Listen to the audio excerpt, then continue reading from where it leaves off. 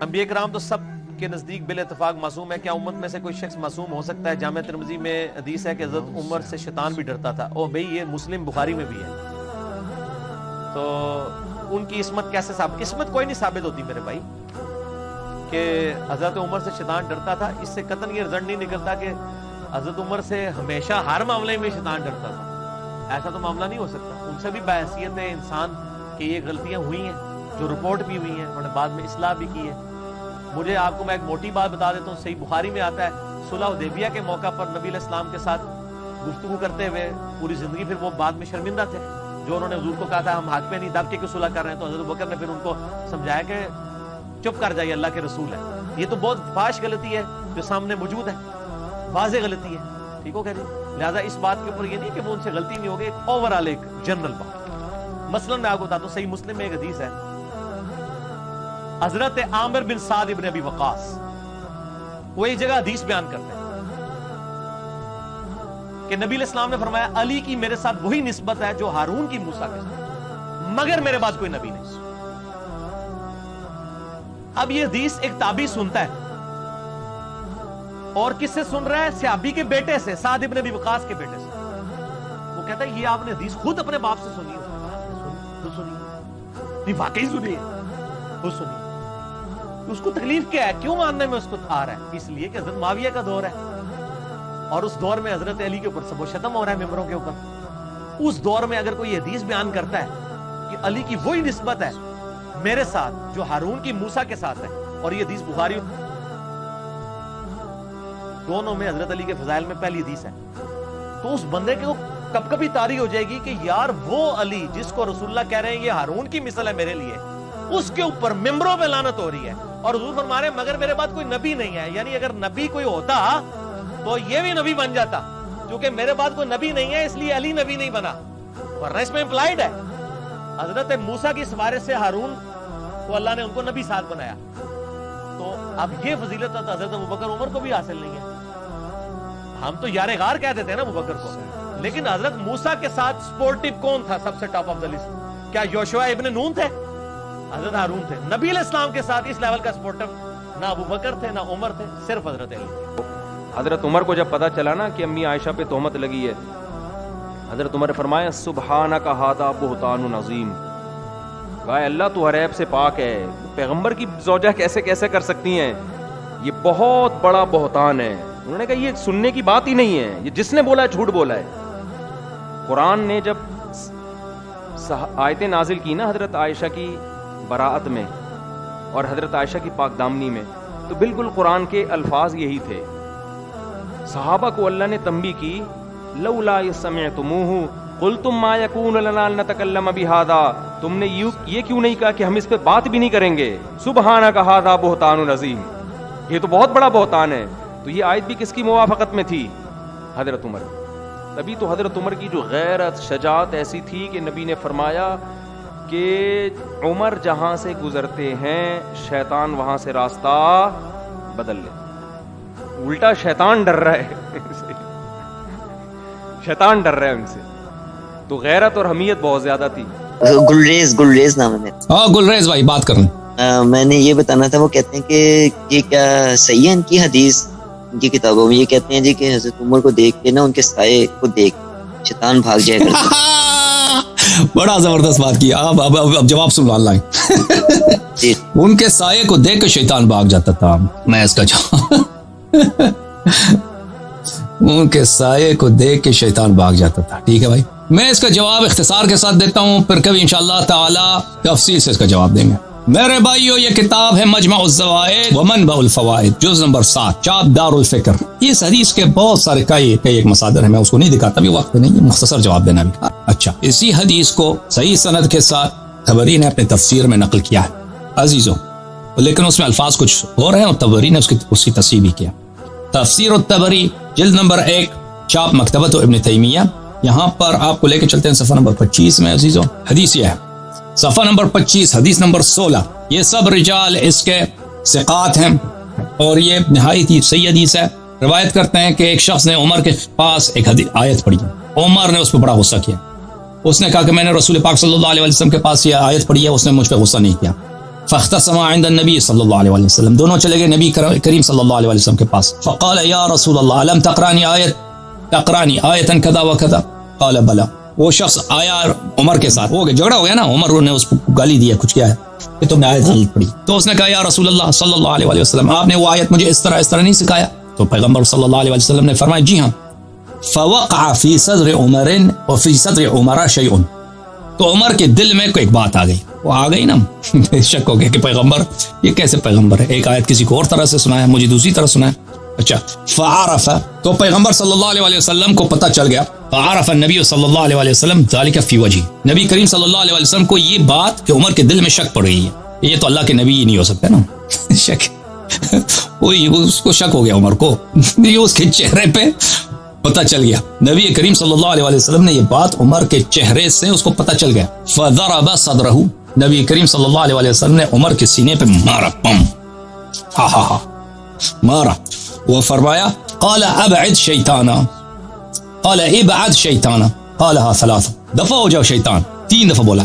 عمر کے دل میں شک ہو گیا, قرآن میں, نبوت میں, رسالت میں شک ہو گیا کہ بھئی تم کیسے ہو نبی ہو, کسی کو اور طرح کے قرآن سکھاتے ہو, ہمیں اور طرح کے پڑھاتے ہو, یہ جھوٹ ہی ہوگا پر قرآن. تو نبی صلی اللہ علیہ وسلم کو پتہ چل گیا کہ اس کے دل میں شک ہے, تپڑ مارا ہے. آہا سبحان اللہ, دل خوش ہو گئی شیعوں کی.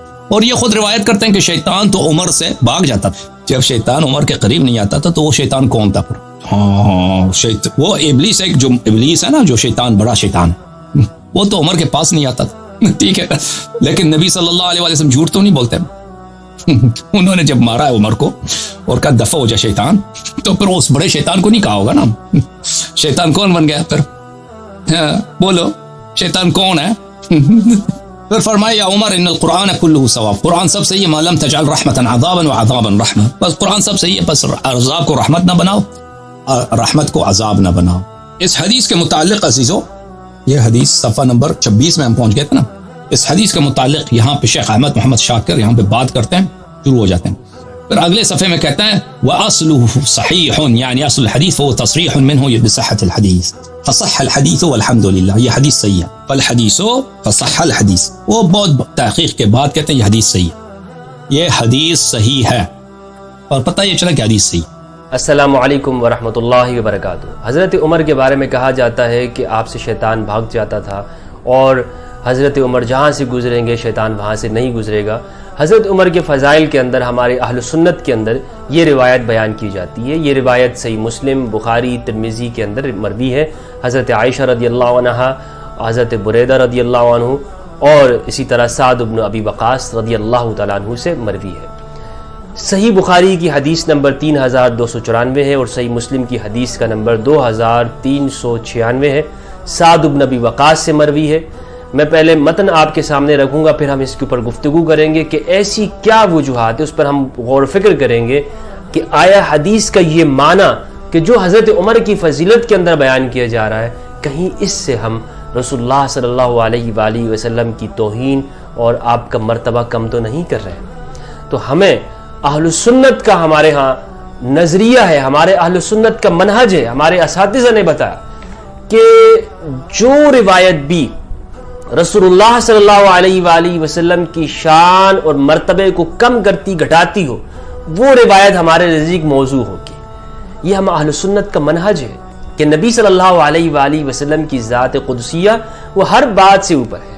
یعنی آپ صلی اللہ علیہ وآلہ وسلم کی ذات کے جو فضائل ہیں اس کی مخالف اگر ہمیں کوئی روایت صحیح کتابوں کے اندر ہی کیوں نہ مل جائے, ہم اسے تسلیم نہیں کریں گے. تو اب ان روایتوں کو میں پڑھتا ہوں اور پھر ہم اس کے اوپر غور کرتے ہیں. امام بخاری نے اس حدیث کو روایت کیا, غور کیجئے. امام ترمذی کہتے ہیں حدیث کا نمبر ہے 3690. پچھلی جو حدیث تھی اس کا نمبر تھا 3691, یہ ہے 90, 3690. حضرت بریدہ سے فرماتے ہیں کہ رسول اللہ صلی اللہ علیہ وآلہ وسلم کسی غزوے میں نکلے, پھر جب واپس آئے تو ایک سیاہ رنگ کی حبشی لونڈی نے آ کر کہا, اللہ کے رسول, میں نے نظر مانی تھی کہ اگر اللہ نے آپ کو بخیر و عافیت لوٹایا تو میں آپ کے سامنے دف بجاؤں گی اور گانا گاؤں گی. دف بجاؤں گی اور گانا گاؤں گی. عربی عبارت پڑھ لیتا ہوں, ورنہ لوگ اردو میں اب کہیں گے کہ اس میں اس کا مطلب یہ نہیں ہے, یہ ہے. یا رسول اللہ انی کنت نظرت ان ردک اللہ سالمن، اگر اللہ نے آپ کو سالم لوٹایا، ان اضرب بین یدیک بالدف واتغنى، میں آپ کے سامنے بجاؤں گی دف واتغنى اور گانا گاؤں گی. غنا موسیقی کو کہتے ہیں عربی زبان کے اندر. غنا کس کو کہتے ہیں؟ موسیقی کو کہتے ہیں. فقال لها رسول اللہ صلی اللہ علیہ وآلہ وسلم ان کنت نظرتی فاضربی والا فلا، اگر تمہاری منت تھی تو پورا کر لو وگرنہ تو چھوڑ دو. تو چونکہ اس نے منت مانی ہوئی تھی، فجعلت تضرب، وہ شروع ہو گئی دف بجانا اور گانا. فدخل ابو بکر وہی تضرب، ابو بکر تشریف لائے، وہ بجا رہی تھی. ثم دخل علی وہی تضرب، پھر جناب علی آئے، وہ بجاتی رہی. ثم دخل عثمان وہی تضرب، حضرت عثمان تشریف لائے، وہ پھر بھی وہ دف بجاتی رہی. ثم دخل عمر فالقت الدف تحت استہا، تو اس نے دف کو اپنے نیچے رکھ دیا. ثم قعدت علیہ، اور اس کے اوپر بیٹھ گئی، رکھ کے اوپر بیٹھ گئی. ثم دخل، اچھا، فقال رسول اللہ صلی اللہ علیہ وآلہ وسلم، تو رسول اللہ صلی اللہ علیہ وآلہ وسلم نے فرمایا ان الشیطان لا یخاف منک یا عمر، شیطان آپ سے خوف کھاتا ہے عمر، شیطان آپ سے ڈرتا ہے.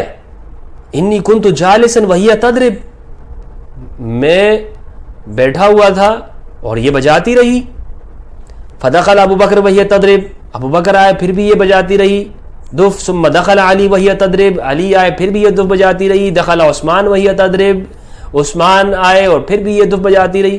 فلما دخلت انت یا عمر القت الدف، جب عمر آپ آئے تو اس نے دف رکھ دیا، اس نے بجانا چھوڑ دیا. تو آپ سے شیطان گھبراتا ہے، آپ سے شیطان گھبراتا ہے. اب یہ جو ترجمہ میں نے کیا، حدیث کے الفاظ آپ کے سامنے رکھے ہیں، پوری حدیث میں نے آپ کو پڑھ کے سنائی ہے. غور کیجئے گا اس میں کہ شیطانی کام معاذ اللہ رسول اللہ صلی اللہ علیہ وآلہ وسلم کی موجودگی میں ہوتا رہا، ابو بکر رضی اللہ عنہ کی موجودگی میں ہوتا رہا، امام علی کی موجودگی میں، حضرت عثمان کی موجودگی میں. شیطان، اور آپ وہاں بیٹھے ہوئے، عورت کو اجازت دے دی. لیکن حضرت عمر آئے تو شیطان بھاگ گیا. کیا اس میں جناب عمر رضی اللہ عنہ کی فضیلت ہے یا جناب ابو بکر، عثمان، امام علی اور جناب رسول اللہ صلی اللہ علیہ وآلہ وسلم کی توہین ہے؟ یہ فیصلہ آپ کیجئے گا، غور و فکر کیجئے گا. سوچیں کہ آج کل صرف فضائل کے نام پر قوم کو اور امت کو بیوقوف نہیں بنایا جا سکتا. سوچنے کا دور ہے، تو سوچئے گا. اللہ سبحانہ و تعالی فہم کی توفیق عطا فرمائے ہم سب کو، اور ہماری حالت پہ رحم فرمائے. والسلام علیکم ورحمۃ اللہ وبرکاتہ. کے بعد کوئی مقام ہے نہیں. ان کے قبضے میں کتنے تھے؟ عمر ابن خطاب رضی اللہ عنہ کے پاس کتنے تھے جن کے فضائل یہ ہے کہ جس گلی سے عمر گزرتا ہے شیطان ادھر سے ہو لیتا، آنے کی ہمت بھی نہیں کرتا. عمر کی زبان پہ جو ہے، یا عمر جو ہے، حضرت عمر رضی اللہ عنہ جو الہام، جو باتیں ان کے دل اور ذہن میں آتی تھی، وہ باتوں کو مانا جاتا تھا. کیوں؟ اس لیے کہ صحابہ کو پتا تھا عمر کے نزدیک شیطان نہیں آتا ہے، تو ان کو وسوسے نہیں آتے تھے. جو بات آتی تھی وہ اللہ کی طرف سے. الہام ایک ایسی شکل ہوتی ہے جس میں آدمی صحیح بات کو جان لیتا ہے. ٹھیک ہے، میں اب چور دروازے نہیں کھول رہا ہوں آپ کو شرک کرنے کے لیے، لیکن یہ چیز ہے. جیسا کہ میں نے سوچا آپ آنے والے تھے اور آپ آ گئے، یہ کیا تھا؟ اللہ کی طرف سے مجھے پہلے بتا دیا گیا، لیکن ہونے کے بعد پتا چلا یہ ہونے والا ہے. پہلے میں نہیں بول سکتا میں نے سوچا اور وہ آنے والا، دیکھ دروازہ کھلا اور آ گیا. یہ تو جادو ہے، یہ تو شیطان ہے. ہوتا ہے نا کوئی چیزیں آدمی آتی. حضرت عمر کے تعلق سے بہت ساری باتیں انہوں نے جب کہیں صحابہ نے مانی، اس لیے کہ عمر کے نزدیک شیطان نہیں آتا ہے. جس گلی سے عمر گزر شیطان دوسری گلی سے ہو لیتا ہے. حضرت سیدنا سعد بن ابی وقاص رضی اللہ تعالی عنہ روایت کرتے ہیں کہ حضرت عمر بن خطاب رضی اللہ تعالی عنہ نے نبی کریم صلی اللہ تعالی علیہ وآلہ وسلم کی بارگاہ میں حاضری کی اجازت چاہی، اور اس وقت نبی کریم صلی اللہ تعالی علیہ وسلم کی بارگاہ میں قبیلہ قریش کی کچھ عورتیں موجود تھیں، اور آپ علیہ الصلوۃ والسلام سے سوالات بھی کر رہی تھیں اور کثرت کے ساتھ سوال کر رہی تھیں، اور ان کی آوازیں بھی بلند تھیں. اور وہ آوازیں اتنی بلند تھی کہ جو نبی کریم صلی اللہ تعالیٰ علیہ وآلہ وسلم پر بلند ہو رہی تھی. یہ حضور علیہ السلام کی شفقت و مہربانی تھی کہ آپ علیہ السلام ان کی گفتگو سن رہے تھے، ان کی باتوں کو سن رہے تھے. جب حضرت عمر رضی اللہ تعالیٰ عنہ نے اندر داخل ہونے کی اجازت چاہی تو یہ ساری کی ساری خواتین جو تھیں وہ پردے کے اندر چلی گئیں اور نبی کریم صلی اللہ تعالیٰ علیہ وآلہ وسلم نے حضرت عمر رضی اللہ تعالیٰ عنہ کو اندر داخل ہونے کی اجازت دی. جب حضرت عمر رضی اللہ تعالیٰ عنہ اندر داخل ہوئے تو نبی کریم صلی اللہ تعالیٰ علیہ وآلہ وسلم ہنس رہے تھے. آپ کی مبارک ہونٹوں پر ایک تبسم تھا, بہت زیادہ مسکراہٹ تھی. تو حضرت عمر رضی اللہ تعالیٰ عنہ نے بارگاہ رسالت میں عرض کی کہ اضحک اللہ سنک یا رسول اللہ بی انت و امی, یا رسول اللہ میرے ماں باپ آپ پر قربان, اللہ تبارک و تعالیٰ آپ کو ہمیشہ ہنستا رکھے. تو نبی کریم صلی اللہ تعالیٰ علیہ وسلم نے ان کے پوچھے بغیر وجہ بیان کی کہ آپ علیہ الصلوۃ والسلام اتنا کیوں مسکرا رہے تھے, کیوں آپ علیہ الصلوۃ والسلام کے چہرہ مبارکہ پر اتنا تبسم تھا. آپ نے فرمایا کہ مجھے ان عورتوں سے بڑا تعجب ہوا کہ یہ میرے پاس موجود تھیں, یعنی گفتگو کر رہی تھیں, آوازیں ان کی بلند تھیں اور بہت زیادہ گفتگو کر رہی تھیں, میرے پاس موجود تھیں, لیکن جیسے ہی انہوں نے تمہاری آواز سنی تو فوراً پردے کی طرف بھاگ گئیں. حضرت عمر رضی اللہ تعالیٰ عنہ نے عرض کی انت احق ان یہبن یا رسول اللہ صلی اللہ تعالیٰ علیہ وسلم, یا رسول اللہ یہ جو عورتیں ہیں ان کے لائق یہ تھا کہ یہ آپ صلی اللہ تعالیٰ علیہ وآلہ وسلم کا زیادہ ادب کرتی اور آپ کی بارگاہ میں ہیبت زیادہ اختیار کرتی. ان کو میرے آنے سے پہلے ہی اپنی آوازوں کو پست رکھنا چاہیے تھا, مجھ سے ڈرنے کی کیا ضرورت ہے, آپ صلی اللہ تعالیٰ علیہ وسلم کی ناراضی سے ان کو ڈرنا چاہیے. پھر اس کے بعد حضرت عمر رضی اللہ تعالیٰ عنہ ان عورتوں کی طرف متوجہ ہوئے اور ان سے کہا کہ اے اپنی جان کی دشمنوں, تم مجھ سے ڈرتی ہو, مجھ سے ہیبت رکھتی ہو, نبی کریم صلی اللہ تعالیٰ علیہ وسلم کی ناراضی سے نہیں ڈرتی. تو ان خواتین نے کہا کہ رسول اللہ صلی اللہ تعالیٰ علیہ وآلہ وسلم تو نرم ہیں اور تم ان کے مقابلے میں بڑے سخت ہو. حضرت عمر رضی اللہ تعالیٰ عنہ کی سختی اور جلال مشہور تھا. تو نبی کریم صلی اللہ تعالیٰ علیہ وآلہ وسلم نے ان عورتوں کی بات سنی کہ انہوں نے حضرت عمر رضی اللہ تعالیٰ عنہ سے یہ کہا تھا کہ حضور علیہ الصلوۃ والسلام کے سامنے تو ہم گفتگو کر رہے تھے اس لیے کہ حضور علیہ الصلوۃ والسلام کے اندر نرمی پائی جاتی ہے اور آپ ان کے مقابلے میں بڑے سخت ہیں.